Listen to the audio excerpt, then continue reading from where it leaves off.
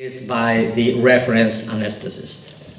I think if you have prolonged hypertension, history of hypertension, I get an echocardiogram too. I mean, it's very little extra, but you may find a cardiomyopathy. If you have long history of hypertension, if it's a short duration, maybe you can overlook it. But yeah, but we have many patients, in the room we did the cardiac MRI, and the cardiac MRI, although I'm not talking about echo, but I'm talking about cardiac MRI, they have just normal cardiac MRI.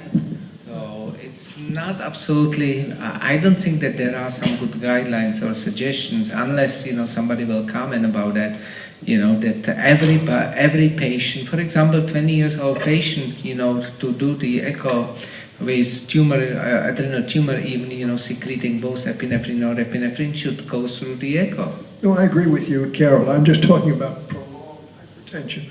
Yeah. If you have a hypertensive patient for a long time, it's not a bad idea. Yeah, I agree with you. I'm an anesthesiologist, and I actually do the pre-op preparation for most of these patients, and actually I do get an echo on most of them. The reason are a lot of these patients have subclinical cardiomyopathy, and maybe you don't even pick it up with the echo, but at least you get the measurements and the size of the heart. I've had one patient in particular, who was a very young girl, was only 25, who had a very large combined epinephrine or epinephrine tumor, and she had some crises before, but no chest pain, no problems like that. But she was tachycardic on the baseline. Her baseline, even when her blood pressure was normal, was about 120 or so. And her echo showed a thickened myocardium with a very small chamber. And that actually helped a lot in the postoperative management, because the wrong thing to do for a patient like this, even though she might have good contractility, is you don't want to give a beta blocker even after because she's dependent for her cardiac output on the heart rate. So it can be very, very subtle what you need to do. It really helps you in the intraoperative and the postoperative management. Not really because you're looking for coronary disease, you're looking for anatomy and function to see how things work. So in general, I tend to get echoes on most of these patients. We tend to underdo it. Now, I may not put S1 GANs in these patients anymore like I used to, but I certainly do an echo. In fact, I use the echo during the surgery. I use the intraop echo for the whole case. That's what my reference anesthetist does.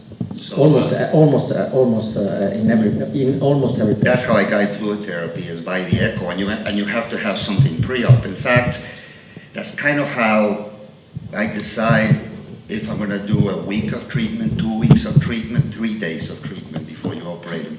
It's by looking at the echo. You look at them before you get them into the hospital the night before, you do some fluid loading, you do an echo, and you see how it is. Does it change? You guide your fluid therapy that way. So it's tremendously important, but you have to be on it. You have to be doing it and looking at it yourself.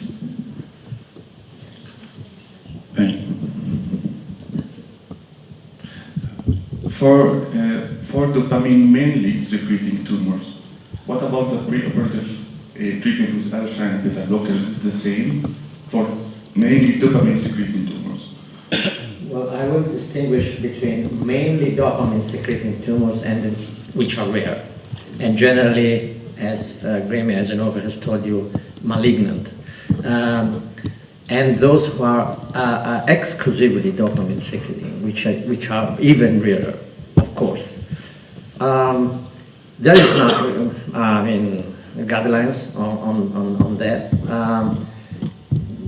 Generally, I pre-treat patients, normotensive patients. Even if they are normotensive, I give the patients low doses of alpha blockers. Depends with the dopamine secreting fields. For example, if there is norepinephrine co-secretion, and how high is this co-secretion of norepinephrine? theoretically, the higher the co-secretion with norepinephrine, the higher the need, in my opinion, to treat these patients with alpha blockers, or even if they are normotensive. François. May I go back to the issue Yeah, of sure. echo? Yes, there are definite American Heart Association indication for echography and optional indication.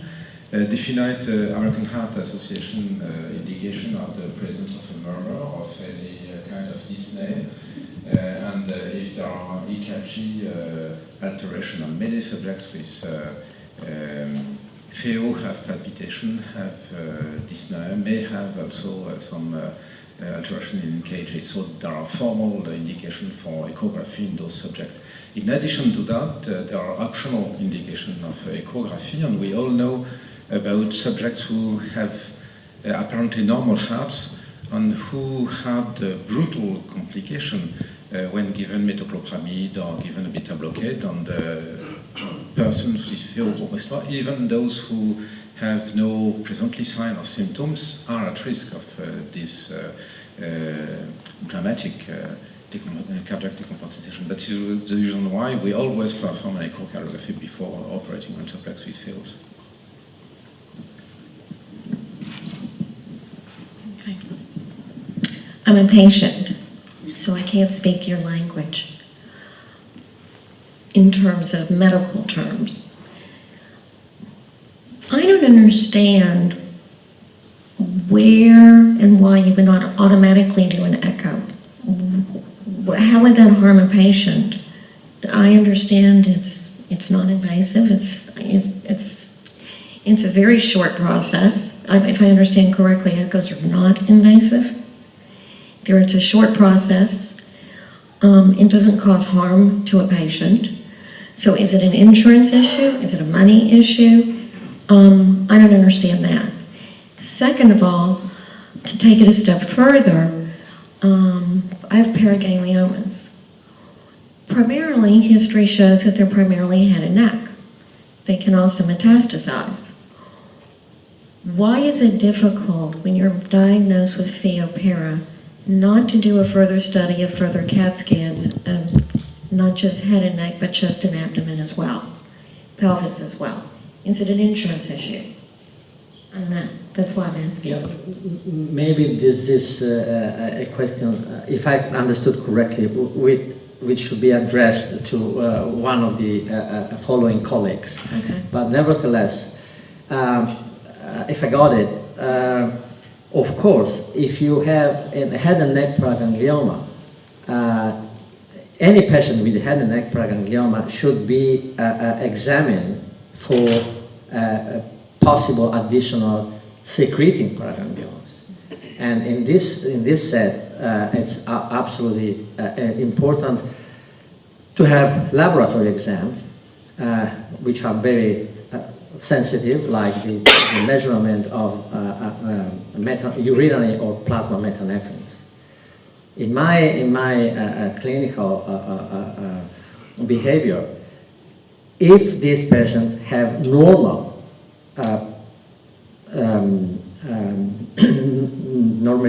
metanephrines,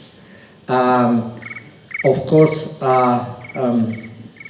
I can perform a thorax, a chest, RMI or CT, because, well, it depends also on other issues. For example, the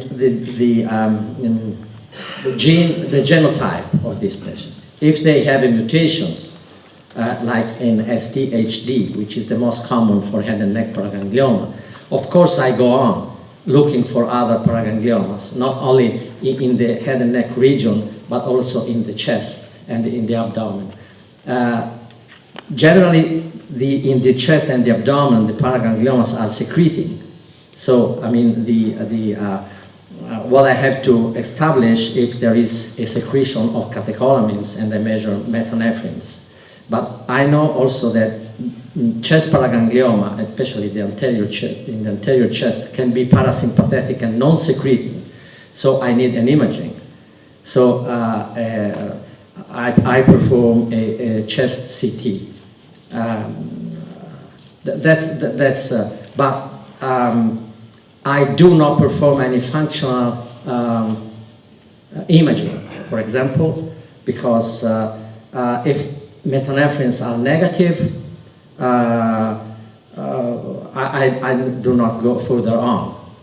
I only control head and neck region with RMI after 6 months and then after 1 year, and with plasma or urinary metanephrines every 6 months.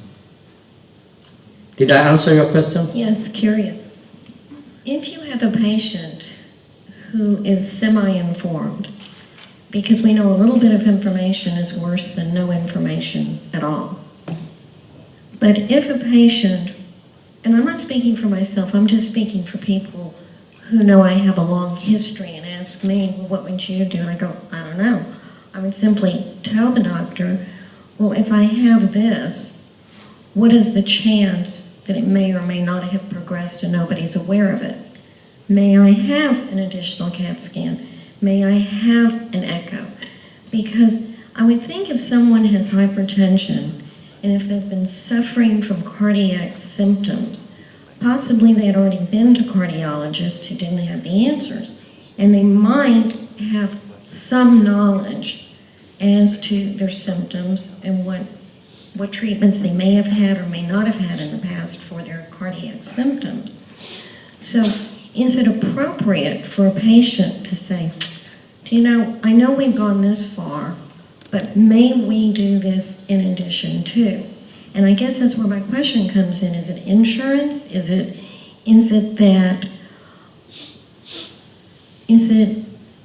if you go to a dermatologist and you go specifically for a dermatological situation, they go, this is what I do for a living. If you want something with cardiology, go to a cardiologist. If you go to an ophthalmologist, they go, I do eyes, I don't do head and neck. But at the same time, I'm not sure if this is making sense or not. What it comes down to, I guess, is it appropriate for the patient to say, yes, doctor, I respect what you're saying. May we take it one step further and let's jump the gun and let's do that test? Is it appropriate for a patient to do that? Well, it's difficult to say because this depends much on the relationship there is between the doctor and the patients. I think that the doctor has to do everything possible to explain the patients in a very clear and plain way, which is the disease, which are the needs of the patients, and of course for some very technical problems, the decision is up to the doctor, but this decision should be, the rationale for this decision should be clearly explained to the patients. Yeah, and some of these issues depends also on the national health system. You have insurance, and so, I mean, doctors are very concerned with the expenses. Luckily, for example, in Italy, we have a different health system which, at least for inpatients, covers all the expenses, and so we do not have this problem. So maybe we are more prone to ask additional exam. Thank you, Dr. Mannelli.